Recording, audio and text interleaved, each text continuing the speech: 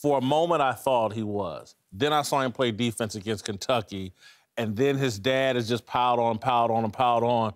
And his dad has created so much hype that now I'm starting to think the kid's a little overhyped. And I'm a little bit concerned that there are better players, but all the attention, because we only get to see these guys for a brief moment. They're all freshmen coming out of college, that we've overhyped him a bit. And maybe if we take a step back, some of these other players are more ready. I called an NBA scout last night, somebody I deeply trust. I got 3 of them in my phone. But the one guy I trust, I called him, and I said, break it down. He said, let me tell you something. D'Angelo Russell don't want to play D. He goes, Lonzo Ball in this pick-and-roll league is going to get eaten alive. And we have a stat.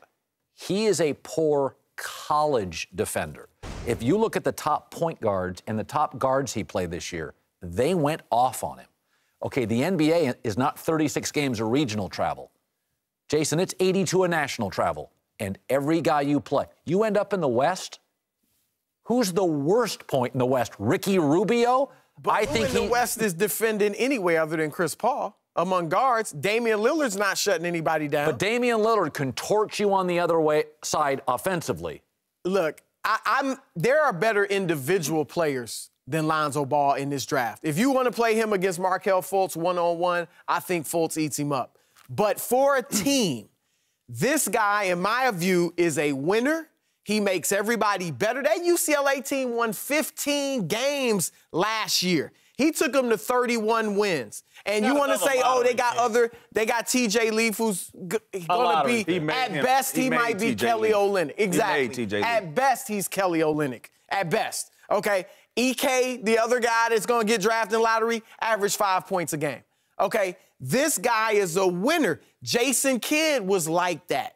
Magic Johnson obviously was much better than Lonzo Ball, but that type of game where I just want to make everybody better. If the Lakers draft Markelle Fultz, that's another great young individual talent who's going to get his. Maybe at the expense of Russell, maybe at the expense of Brandon Ingram, but he's going to do his thing individually. You bring in Lonzo Ball, he's making Ingram better, he's making Russell better, he's making Julius Randle better.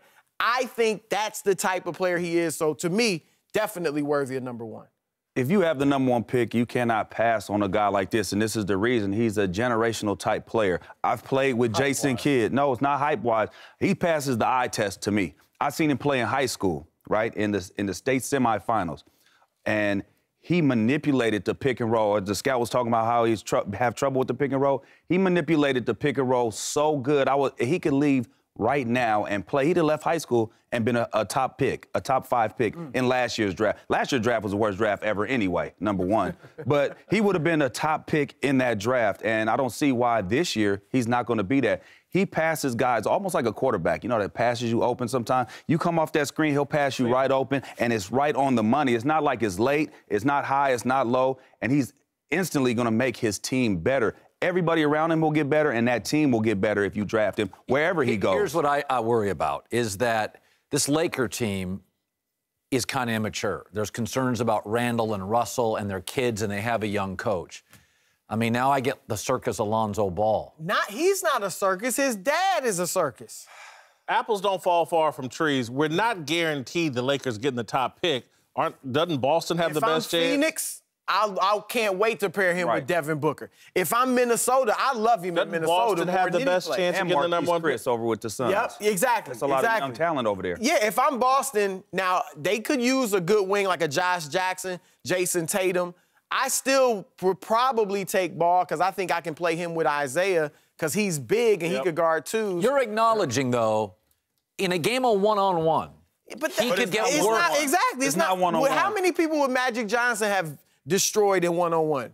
A lot of people probably would have beat Magic in one-on-one, but he's one of the all-time top 5 players. And the rules are not like how they were back when it was you were on an island, when they had the illegal defense. Now with the 2-9, it's more of a zoning, double team. So you never get into one-on-one action unless you're in transition. Quickly. Why are both of you completely unconcerned about the father and his influence? Because I don't think that the father is the one playing, and he's not going to, I don't think he's going to influence the way Lonzo plays. He hasn't at this point. So you don't think he's going to make him a bigger target? No, bigger target for who? He's already going to be a big target. As soon as he steps on that court, they want to see what Lonzo Ball, can he play? Can this boy ball? You're not concerned about that Kentucky kid dropping 39 on him? Look, I like De'Aaron Fox. There's no way I would take him over Lonzo Ball. Not at all. He can't That's shoot. the question. He can't that game shoot. didn't raise questions for you. Boy, that was ugly. But Kentucky, think about the guys Kentucky had on their team. Malik Monk, Bam Adebayo. They have some guys that are going to be top picks, too. And their top picks are better than UCLA's top picks. Every top college guard that he faced